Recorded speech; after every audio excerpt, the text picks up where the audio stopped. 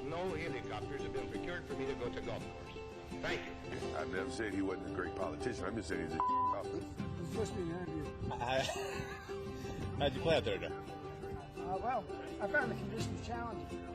Mostly because there's no grass on the golf course, but there never has been. I was thinking about the swag bag, and I had high hopes for the swag bag. When you got 3 crevices on the green, your course is trash. What is happening, folks? Welcome back to the Beltway Golfer Podcast. This is episode 82. I'm your host, Alex Dixon. It is major championship week, second major of the year, the PGA Championship at Valhalla in Louisville, Kentucky. And we've got a competitor on the podcast, Larkin Gross, assistant professional at Westwood Country Club, just moved over earlier this year from Springfield Golf and Country Club, made it into the PGA Championship for the second time via the PGA Professionals Championship, which was held at PGA Frisco just a few weeks ago. Larkin is one of 2 Mid-Atlantic PGA section pros to get in. The top 20 from the PGA Professionals Championship qualify for the PGA Championship. Larkin and Josh Spate from the club at Venatera down in between Richmond and Williamsburg both finished T8 at PGA Frisco and are in the field. So super cool to chat with Larkin. This is his second time doing it. He qualified for the 2021 PGA Championship at Kiawah when Phil won it. And he also played in the Wells Fargo Championship at TPC Potomac just a couple years ago. So he's got some experience now under his belt, and we get to chat with him about, what he can take from his experience at Kiawah back in 2021 and apply it this week. What the PGA Professionals Championship was like, what the scene on the ground was like, his prep for the PGA Championship, what his week's going to look like, and just learn more about Larkin in general. I've met him, I think, once before this podcast, but this is the first time I really got a chance to chat with him, get to know him a bit. And he's a great interview, and had a lot of things to say, and gave us a lot of fun nuggets about 2021 and and his thoughts on how he's going to approach the week, and hopefully can pull some magic like another certain PGA professional did last year that we talked about, Mr. Michael Block. Super excited to get to know Larkin a little bit, and certainly we'll be cheering for him on the ground this week at Valhalla. Before we get to that interview with Larkin, shout out to Pinned Golf. Go to pinnedgolf.com, PINNED golf. They've got a variety of high quality rangefinders in all sorts of different colors that don't put too much stress on the wallet, but are dynamite rangefinders. I just switched over from a rangefinder a couple months ago to Pinned. I was regrettably using a rangefinder that I bought from an Instagram ad. I'm a little bit ashamed to admit that. I won't name the company. It was one I hadn't heard of before, and the rangefinder really wasn't that good. It was a regrettable purchase. But the Pinned Golf, the Prism rangefinder that I'm using is dynamite. Go to pinnedgolf.com. They've got rangefinders, they've got speakers, they've got swag. Again, enter code BELTWAY at checkout. You get 15% off, and you're supporting this podcast and what we're doing here in the process. Not too much else to share. Let's jump right into it. Go to beltwaygolfer.com, sign up for our newsletter, check out other podcasts, follow us on social media, rate and review this podcast. All of that stuff really helps if you like what we're doing here at Beltway Golfer. But let's jump into it. Here it is, episode 82 of the Beltway Golfer Podcast with Larkin Gross, assistant professional at Westwood Country Club and competitor in the PGA Championship. Enjoy. Larkin, how are you, man? Good. How you doing?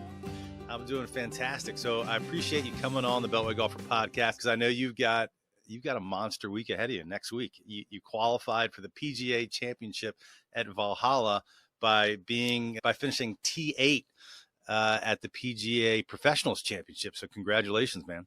Yeah, thank you so much. Yeah, it's a big week coming up. Lots of travel. We just got back from Texas a week ago today. So yeah, it's been a lot of travel the last couple of weeks, but it's exciting. It's a good problem to have. So I want to hear a lot about the week, but so this is your second time getting through. You got through 2021 when So this week was at PGA Frisco, the new facility outside of Dallas. I heard you on another podcast say that at the time in 2021, that event was like the biggest event of your life, or like the most nerves you had felt. Yeah, definitely. And you got through, and you got to play at the 2021 PGA Championship at Kiawah. So I want to talk about that too, but I'm curious, like, now that you have some of that experience, what was this past week at PGA Frisco? Like, now that you've got that experience is a few years behind you, what was this past week like? Yeah, it's definitely different. I'm trying to figure out which process is the best. So this was my fourth PNC in Frisco this year. So I played at PGA Golf Club in 2021. 2022 was Omni Barton Creek Resort in Austin, Texas. And then last year was Twin Warriors Resort at out in Albuquerque, New Mexico. So this being my fourth time, I've kind of started to get a little more comfortable in the routine and getting prepared and everything. And I think it makes a big difference. And I felt really prepared when I got there. So leading up to it, I felt really good about my game, felt good about what I was doing. And so I think that made a huge difference for the week. But it's a big event. If you take the stuff we can qualify for, so like the PGA Cup and PGA Championship, if you take that out of the equation, the PNC is the biggest tournament we play every year. 312 professionals, all the best from around the country, and you got to get top 20 to make the PGA. So it's a very competitive tournament, and it's very important to all of us. So it shows what I know. I have to refresh listeners and maybe you here. I'm a layman in the golf world, so I'm not a PGA pro, so I don't even know lingo. So I didn't know it was referred to as the PNC. Is that Professional National Championship? Is that what that stands for? Exactly. Yeah. So it's gone through a couple names. The PNC is the old name. They technically call it the PPC now. Okay. I believe it's because, this is just my guess, I don't know for a fact, but I think it's so people don't get confused with the PNC father-son and the PNC that's on the Champions Tour as well. But originally it was the Professional National Championship is what it was called.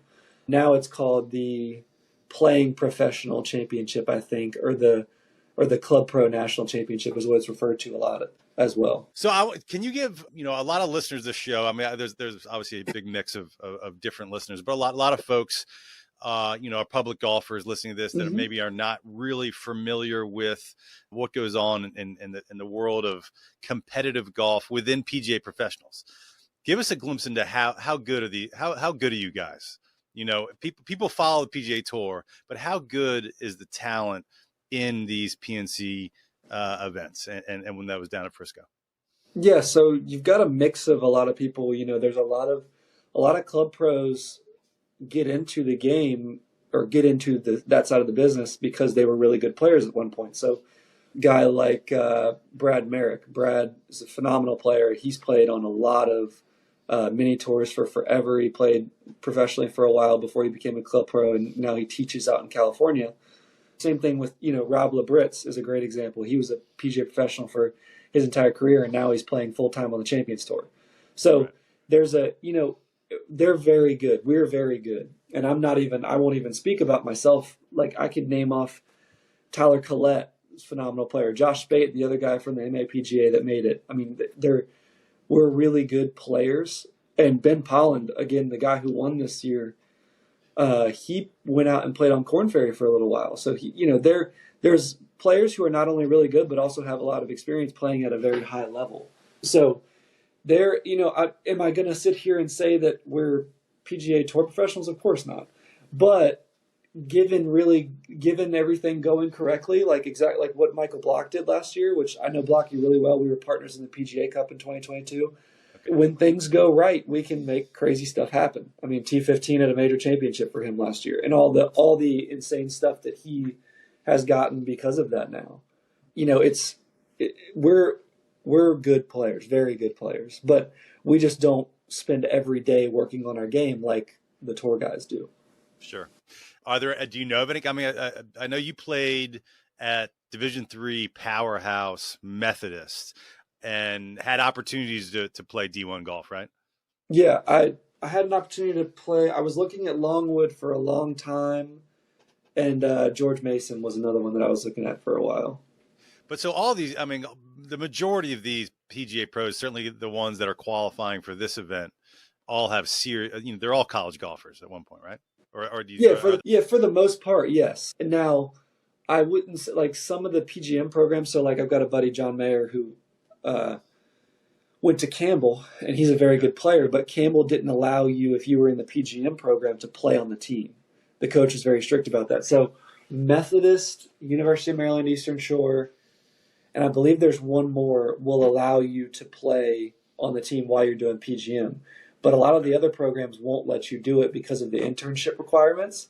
Okay. So because you have to be gone for so much, like a long period of time, you can't really be fully committed to a D1 program. Now, there have been a couple exceptions. There was one guy that did it at Campbell and made it work. And then there was one guy a couple years ago recently for Coastal Carolina that did it for his final year. But he wasn't on there all 4 years. He walked on his final year and made the team and was a stud. So it's interesting, but as far as programs that allow you to do it, it's mostly University of Maryland Eastern Shore and Methodist will allow you to do both. What is the, I mean, obviously getting into a major is just huge.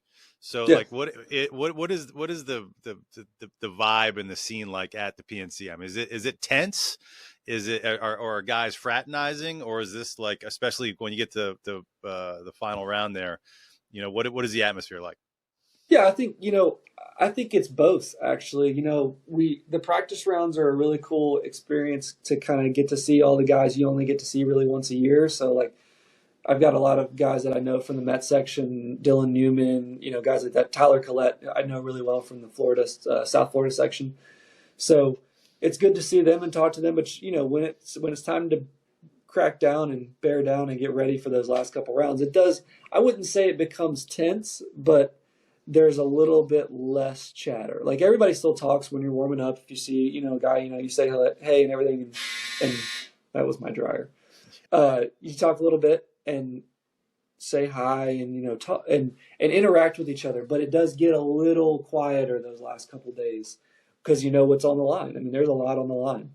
Sure. Well, before we talk about Valhalla, I'd love to kind of hear about it's been 3 years since you played at Kiawah. What do you remember from that week, and what can you take from that week that can help you next week? Yeah, Kiawah, I was totally shell shocked, and I think that's part of the reason why I struggled so much. I mean, among other things, it's a hard golf course and we had really tough conditions, but I think I'm a little bit more prepared for the surprises that come with it, like all the extra stuff, the really cool stuff. You get, walking into the locker room and you see all the crazy names around you. You see their bags. You see them. You see John Rahm, Dustin Thomas, Jordan Spieth, DJ, Tiger. Tiger's going to be there this year, which is insane. But no, I think I'm a little more prepared for that this time. I think I let it get to me a little bit. Obviously being 23 years old and a little green at that point. So I'm going in with the mindset of enjoy it, but there's no excuses now for me to not play well from a surprise standpoint, right? So I'm going in knowing what I'm getting into. I know that if I go in and go about my process and my business, I can give myself a chance to play on the weekend, which is the goal. And it's a little bit freeing knowing that, to kind of, I'll be able to take it in a little bit more this time, but take it in from a competitive standpoint, not from a, holy cow, look at all this cool stuff I get to do standpoint. Because it is still cool. I'm still going to enjoy the really cool stuff. Yeah. But it's also, I just played really, really great golf for a week down at Frisco. And so I'm ready to hopefully translate that and maybe make the weekend and do something crazy like Blocky did last year. Absolutely. I'm curious, so there's 20 PGA professionals qualify for the PGA Championship at Frisco. Do you guys have to do like events together? Do you guys go together? Do you hang out together? Or you guys, once you're in, is it every man for himself? So with Corebridge Financial being the new sponsor, we have to do, there's a couple events that they set up for us that we do.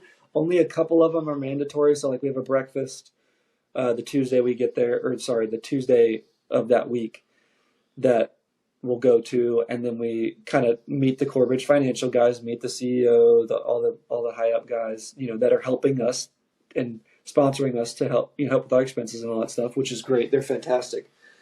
And then we'll take a team picture, so like a team of 20 picture, and then that's really the only mandatory stuff we have to do. The rest of it is, get prepped to play in the major championship. And we're all, all the guys that are going, I know pretty well. There's a couple I don't know super well, but most of them I know really well, and I've seen them and played with them, for the last 3 or 4 years. So we'll definitely talk and, have conversations and say hello to each other and fraternize a little bit. But I think the really cool part about this event and what we get to do is we get to go play with PGA Tour professionals. We can go out in practice rounds and just play it. Like I played with Ricky Fowler at Kiawah, and I played with Henrik Stenson, Kevin Kisner, Hudson Swafford. So Brian Harmon even, and Joaquin Neiman. Like there's a whole list of guys I got to play with. So it's kind of a unique opportunity that I think Spate and I will probably play a practice round together, but we're going to for sure try and get in with 2 other PGA Tour professionals to because it's nice to see what they do, to kind of glean some information. Yeah. How did that work? Like, how did you at Kiawah, like, how did you get a practice round with Ricky, for instance? So, funnily enough, my coach from Methodist, Steve Conley, came with me as one of my instructors along with Erica, and Joe Scovern, Ricky's caddy, for a while was coaching Laverne College out in California as like an assistant coach. So coach remembered Joe from when he was coaching, because Laverne was a really good kind of a powerhouse program for about 3 or 4 years in the late 09s, I think, early teens. And so my coach recognized him and went over and talked to him, and Joe was super nice and was like, hey, we're going to go out and play a practice round. You guys want to join? And coach was like, yeah, I think you definitely want to do that. And so I played with myself, Ricky Fowler, Hudson Swafford, and Kisner that day, which was really fun. Oh, wow.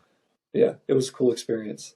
That's interesting. So it is it's almost like networking, like right there on the range, trying to figure out. Yeah, and also if you just walk up to the first tee, that's how. So the last day, it was a little bit because I'd already played with Kisner once, but the last day on Wednesday, I had totally planned on just going out by myself for 9 holes and just doing that.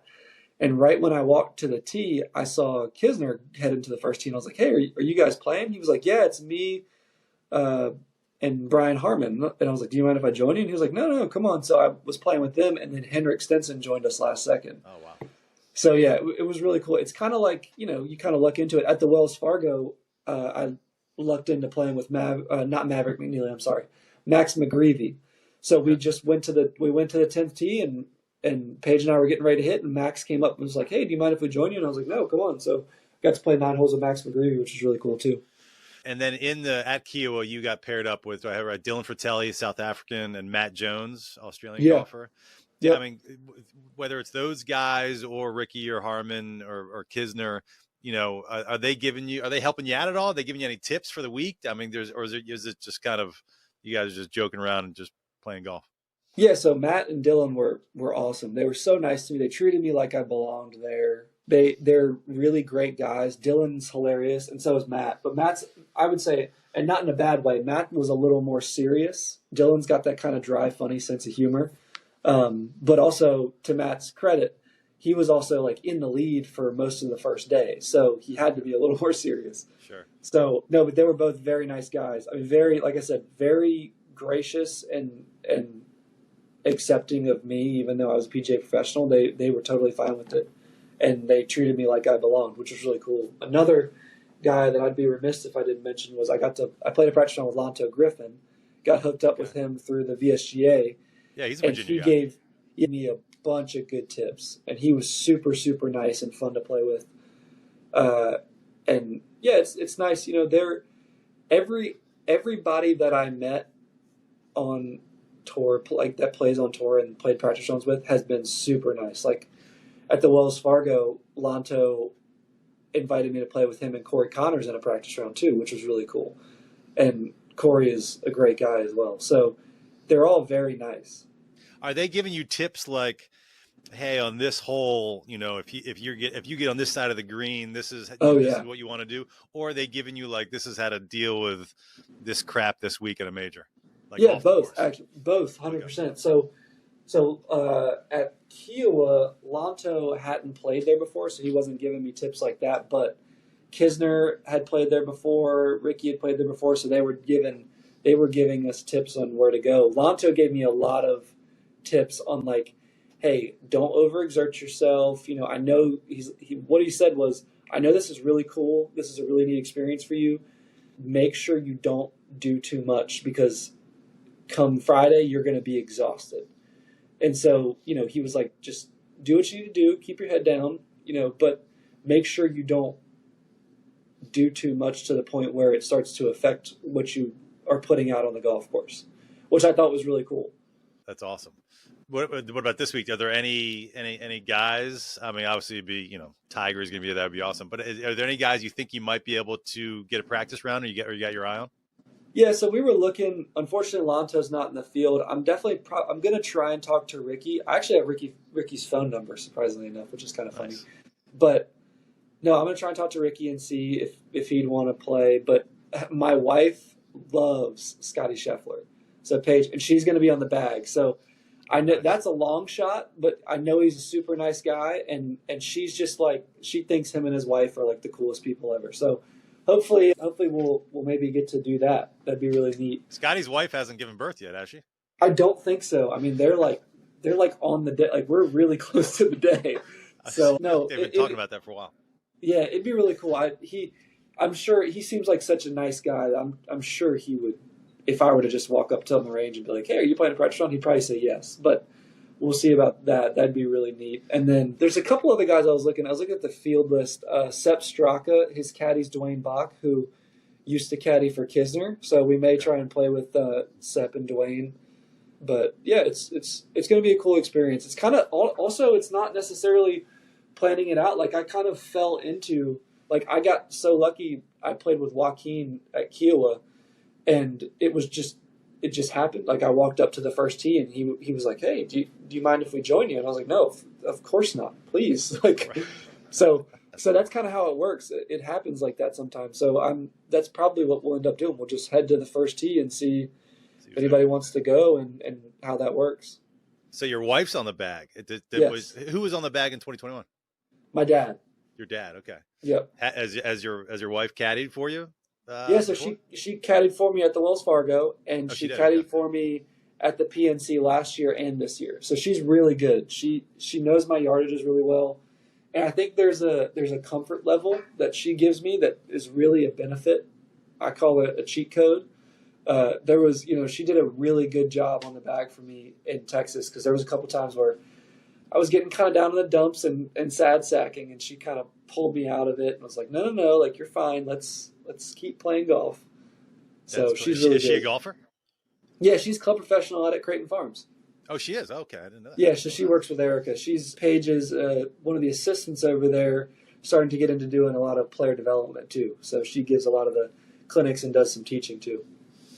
That's awesome. I'm not sure. I'm sure there's a lot of players out there that I'm not sure their games would improve if their wives were on the bag. So that's it's funny. To have that relationship.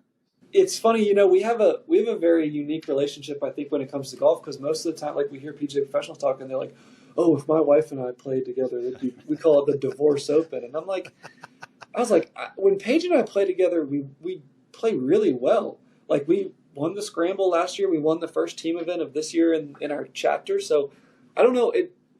It's funny that it's unique, because I don't see it as unique, but apparently it is. I just think we mesh well together, and I think we give each other a level of comfort that helps both of us play our best. That's cool. So I assume you guys met at some kind of golf event or function or on the course? Or how did you guys meet? So we've been together since my sophomore year and her freshman year of college. So we both went to Methodist. So I was a sophomore and she was a freshman, and we started dating about 3 months into the year. So we've been together since. It'll be 8 years in November. So Valhalla's next. Have you been out there before? Have you played the course?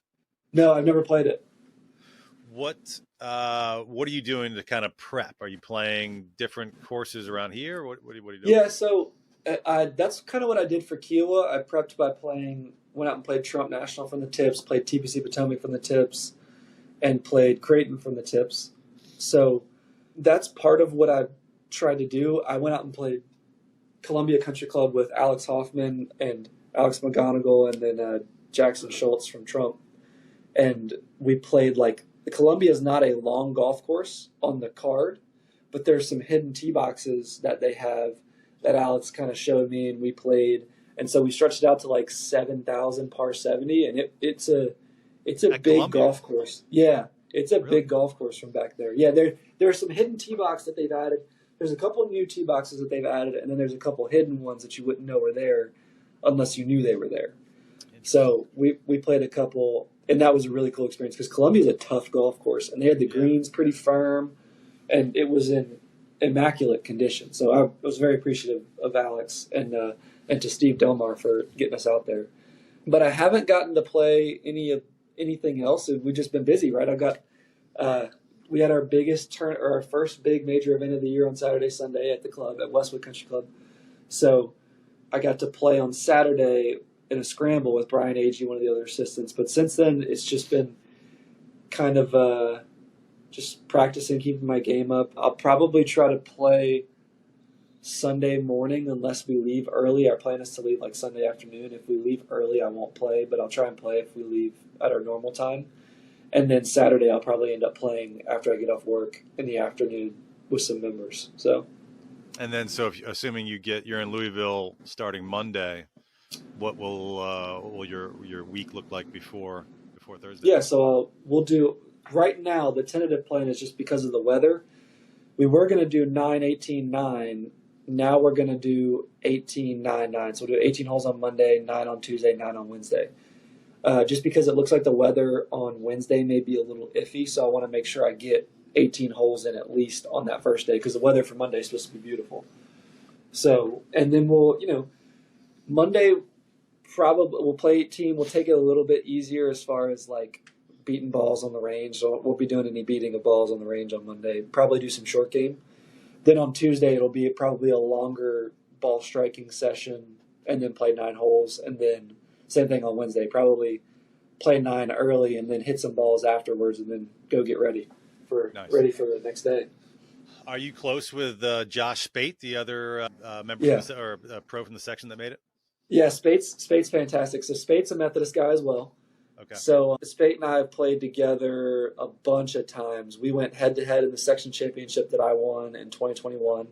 We finished 1-2, and he's been on the other end and gotten me a more than a couple times. He's a fantastic player. He's a great guy. So we actually spent a bunch of time together in Frisco. We played all 3 practice rounds together.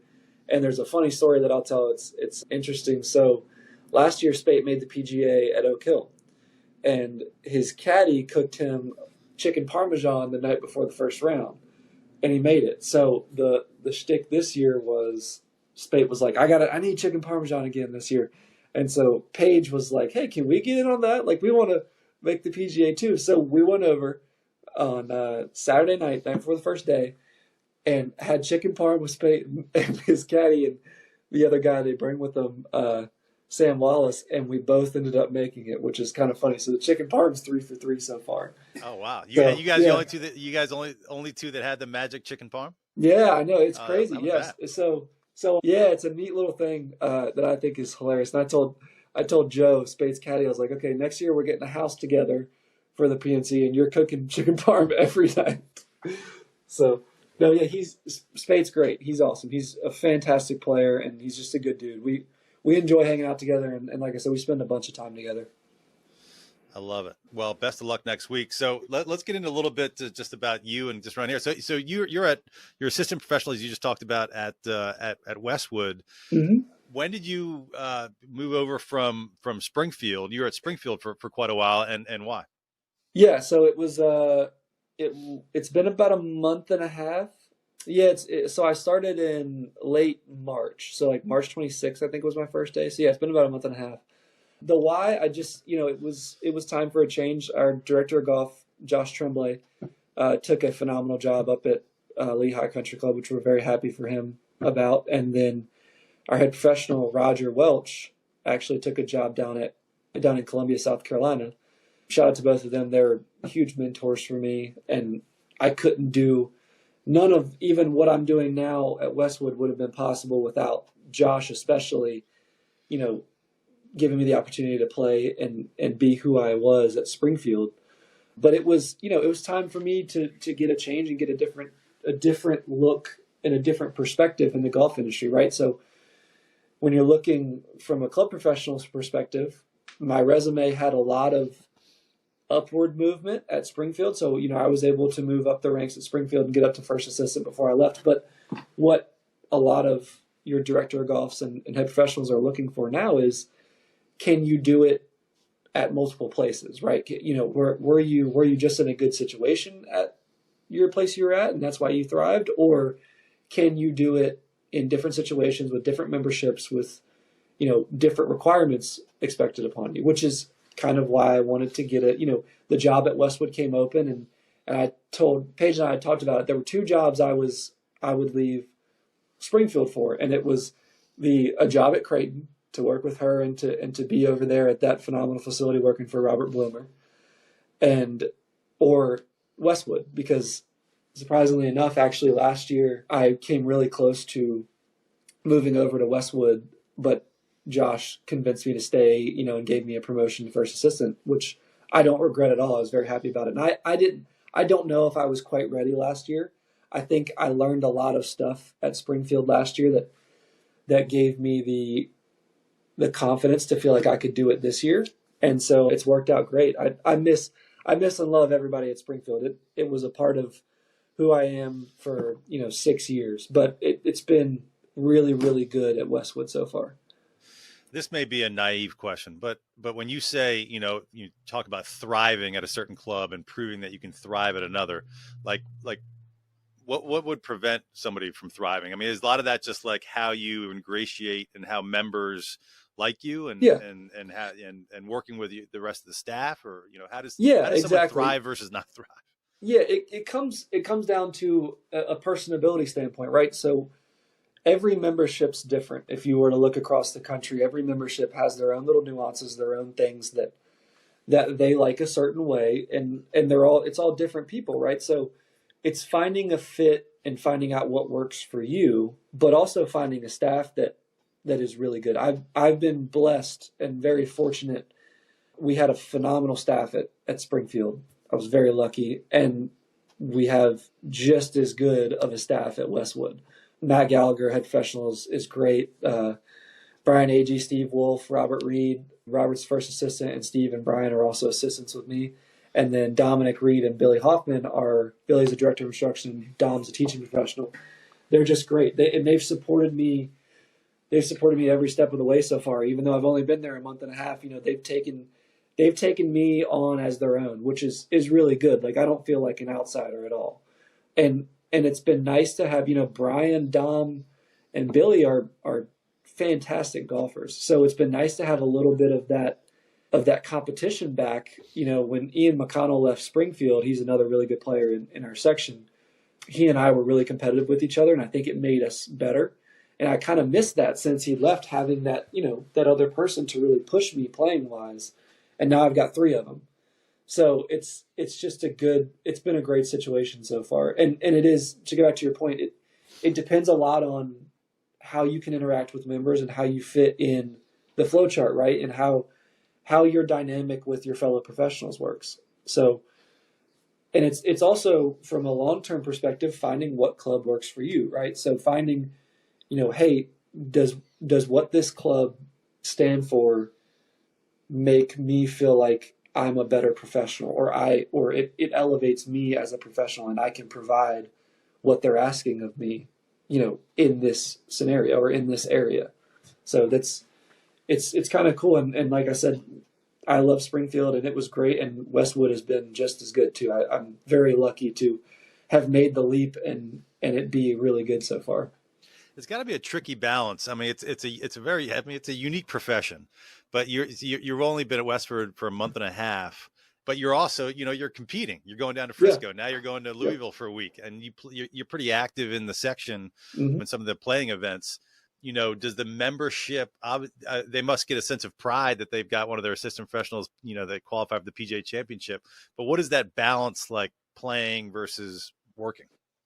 Yeah, it's a tough one. It's one that I don't think, I think I had a really good grasp on in 2021 of that balance. I also wasn't, I was still a young professional at that point, and we had a good staff, so I wasn't asked to do as much. I think in 2022 and 2023, as more things got put on my plate, as they should, as I was moving up the ranks, I had more responsibilities. I don't think I did a good job of finding that balance that I had in 2020 and 2021. And I think now I'm kind of getting back to finding that again. I'm planning out my days and kind of finding times to put work in around my schedule. But it's also, the membership has to be bought in, right? And the staff around you has to be bought in. They have to, know that this is Larkin's thing. This is what he likes to do. Like I'm not when I applied for the job, I told Matt, hey, to be totally honest with you, like my weekends are Monday, Tuesday. And what I mean by that is, most of our section events are on Monday, Tuesdays. So like the days that I will mostly want to be gone are Monday, Tuesdays. And I was like, if you want to work me 12 hours a day on Saturday, Sunday, do it. That's fine. Like I'm good with that. I just, it's finding the balance between where you can keep your game up, but make sure that the members are taken care of. Because that's priority number one. And I know it sounds cliche, but like that's my job. That's my day-to-day grind is making sure the members are taken care of and doing my best to help elevate the experience we give at Westwood. And then I try my best to fit getting ready for golf tournaments around that. And to be totally fair, Matt and the rest of the staff are great about giving me opportunities to go play. Like it's not like, Larkin, you better find time around your schedule. We need you here, here, and here.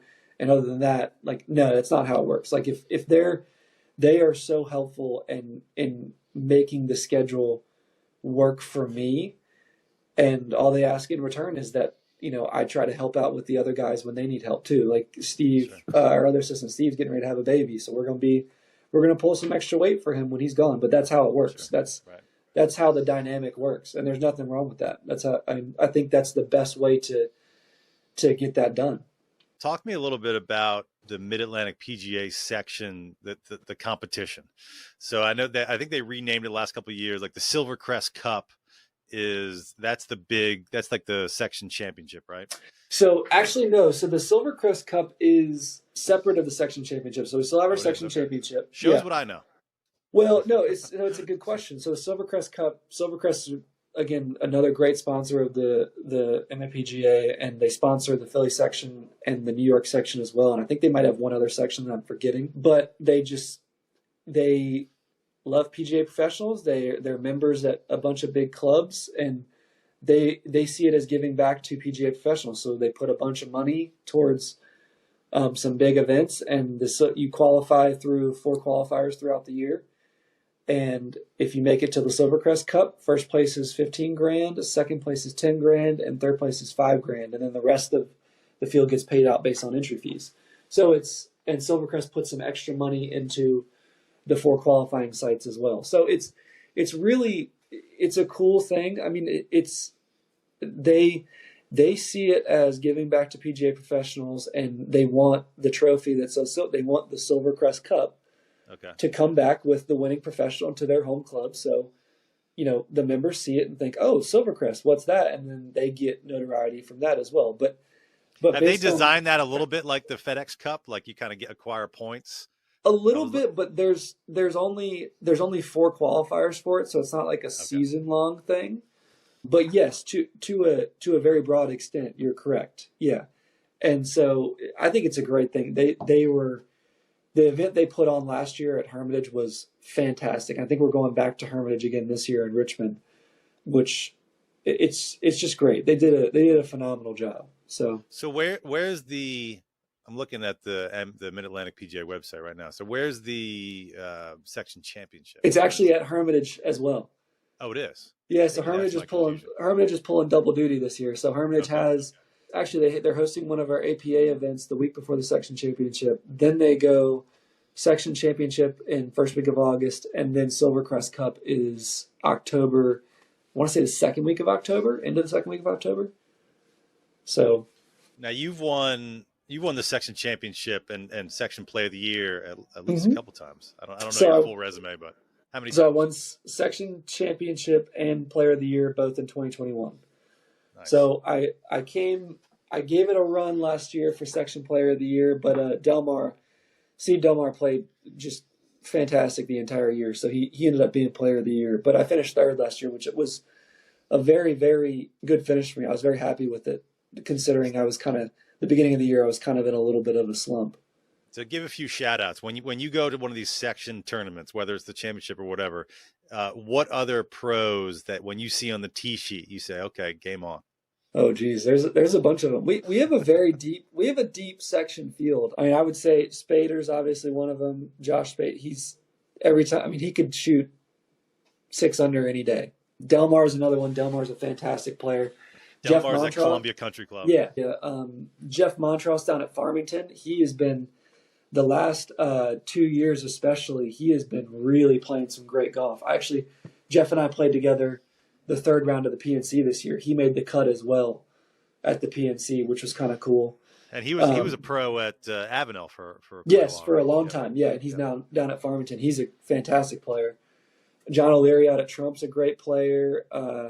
Ian McConnell, again, a great player. Billy Hoffman from Westwood is a great player. He's played in a couple PNCs. And then I'm trying to think, I'm going to forget some. Ashley Greer up in Hagerstown. John Moles, who actually I got in a playoff with at Rolling Road in the first stroke play of the year at Worthington Manor. He's a great player. He's a young guy, too, just getting into the PGA the last couple of years.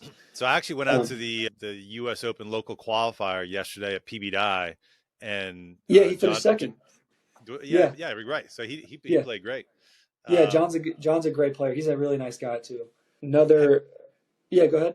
I was just gonna. Finish your shout outs if you got anybody else. Well, I gotta also be remiss if I didn't shout out Troy Thorne, because he was my PGA golf professional growing up at Hobbs Hole, and he's also a very good player in the section. He's always up there on the leaderboards, as well as Young Jew. Young Jew seems to always be up on the top of the leaderboard somewhere. So Josh, and I think you saw Josh Apple yesterday too. I did, yeah.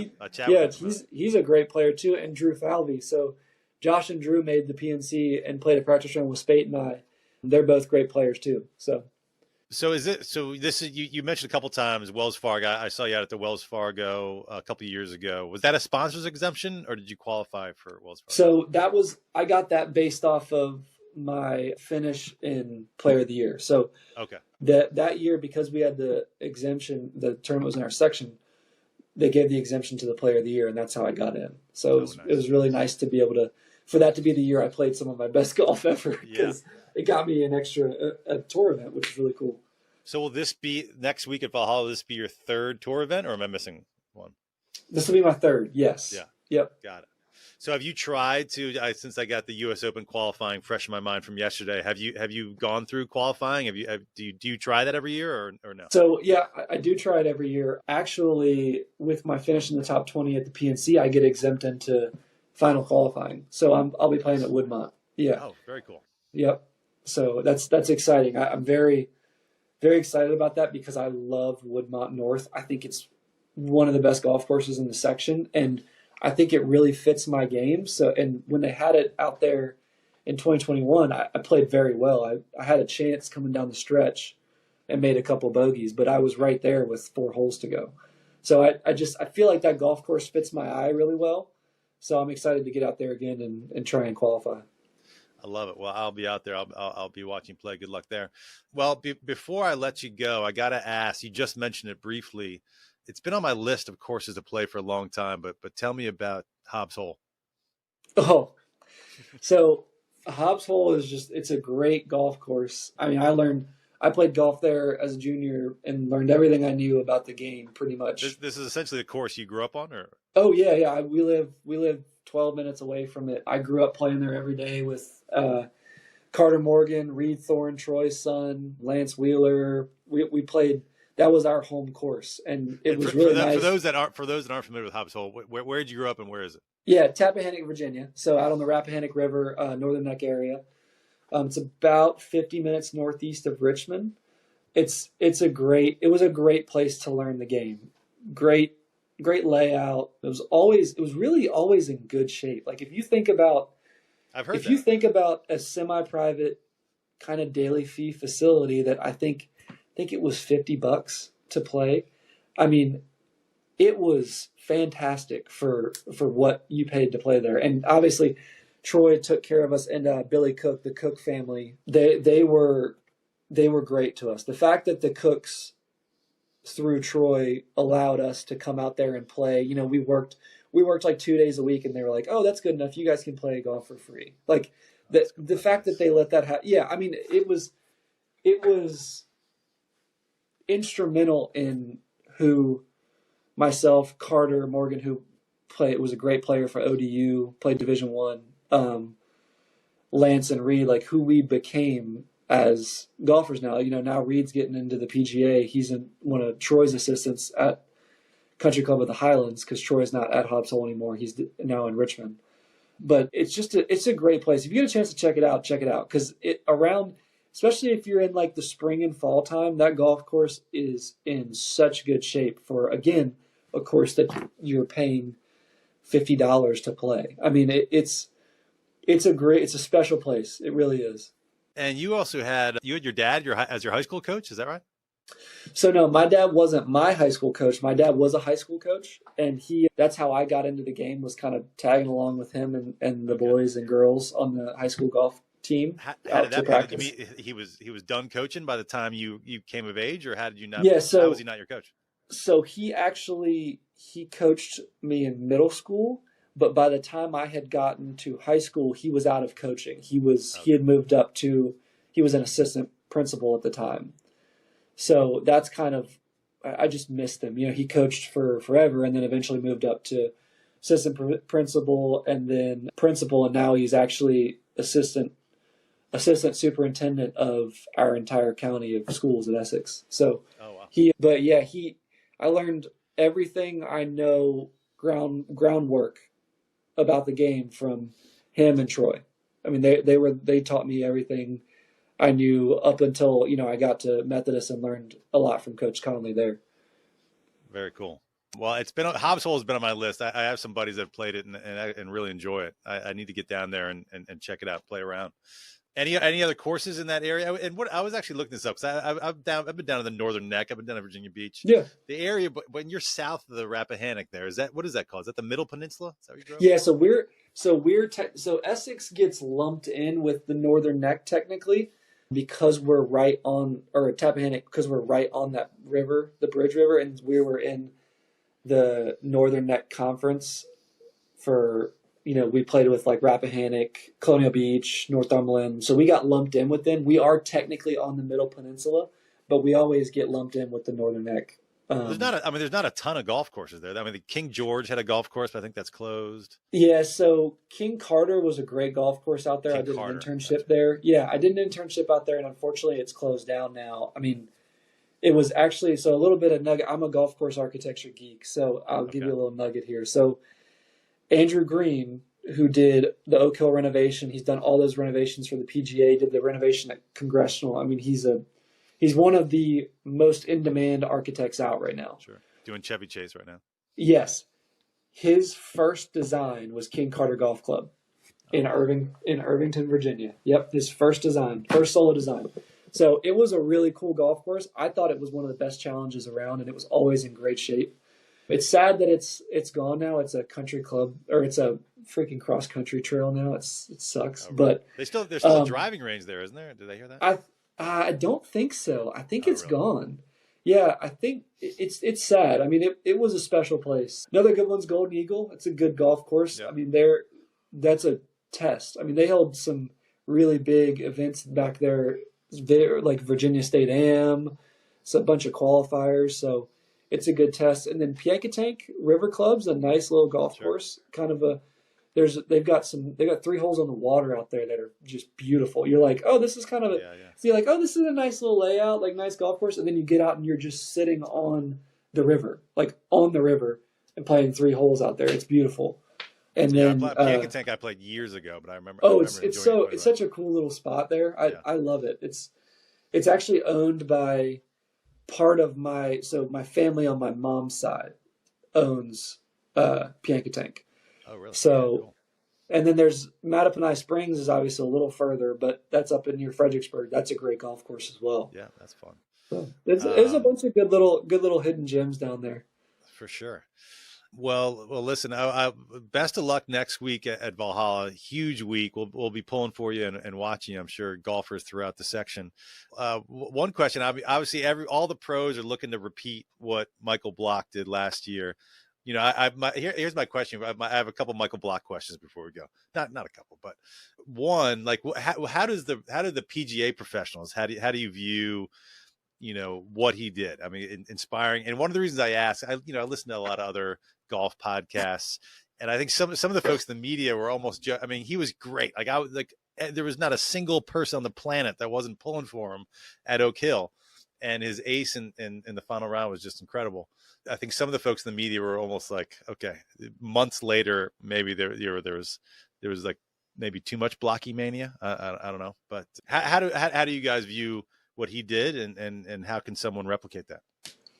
Yeah, I mean, I think I can only speak for myself. I mean, and actually I'll speak broadly first for all of us. You know, what he did proves that we deserve a spot, right? That it proves that anytime somebody like Blocky obviously went ballistic, but Brad Merrick and Ben Cook both made the cut at Kiawah, at a really hard golf course. Like anytime a PGA professional can go out on that stage and make the cut, we validate the fact that we're there. So there's a lot of people.